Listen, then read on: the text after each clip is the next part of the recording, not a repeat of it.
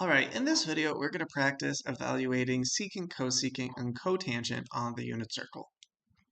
So I am not going, actually, I'm going to change this one more time. Look at that.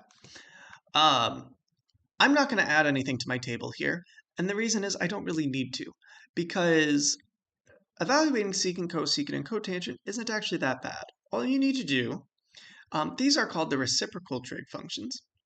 Because secant's the reciprocal of cosine, cosecant's the reciprocal of sine, and cotangent's the reciprocal of tangent. So all I need to do is evaluate their reciprocal and then flip my answer upside down. So what do I mean by that? Well, let's think about secant of 2 pi over 3. I would think secant is the reciprocal of cosine. So I should start by asking myself, what's cosine of 2 pi over 3? And we could do that. We could draw a little picture. Here's pi over 3. Here's 2 pi over 3.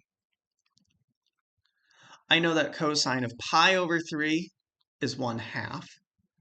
And then 2 pi over 3, this has an opposite. This has a negative x coordinate, so my answer should be negative instead. So it should be negative 1/2. Okay. So cosine of 2 pi over 3 is negative 1/2, but secant is 1 over cosine.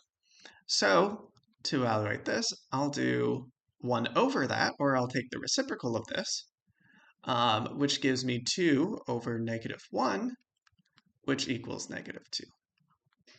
So negative 2 is my answer. I didn't really need to do anything crazy. I just needed to think about cosine and then take my answer from that and turn it into an answer for secant.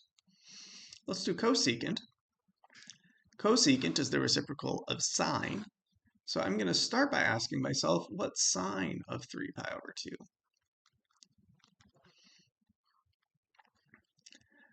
So let's go ahead and find sine of 3 pi over 2. We have 0, pi over 2, pi, 3 pi over 2 is down here. And we could think about this in terms of our exact values, but we could also just ask, what's the y-coordinate down here? Because sine's a y-coordinate. The y-coordinate down here is negative 1. So cosecant of 3 pi over 2 is going to be the reciprocal of this. It's going to be 1 over negative 1, which just equals negative 1. What about cotangent? Well, for cotangent, that's the reciprocal of tangent. So I'm going to ask myself, what's tangent of 7 pi over 6?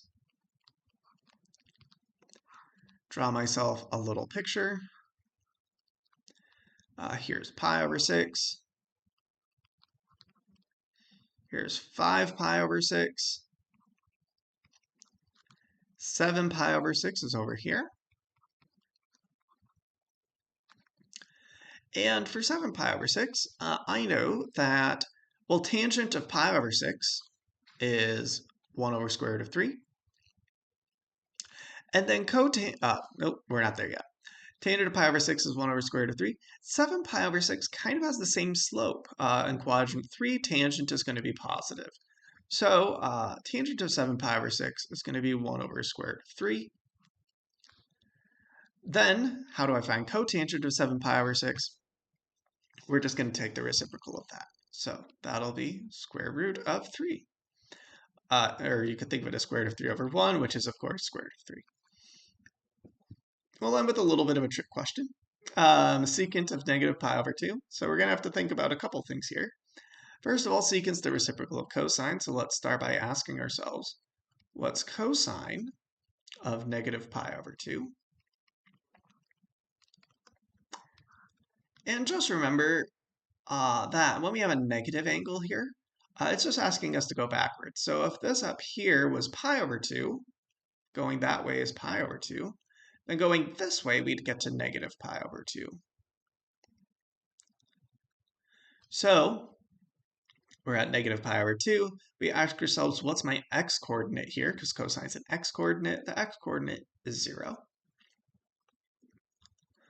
And then for secant, we're going to take the reciprocal of that, which should be 1 over 0. But wait a second, we're not allowed to divide by 0. So this actually tells us that secant of negative pi over 2 is going to be undefined.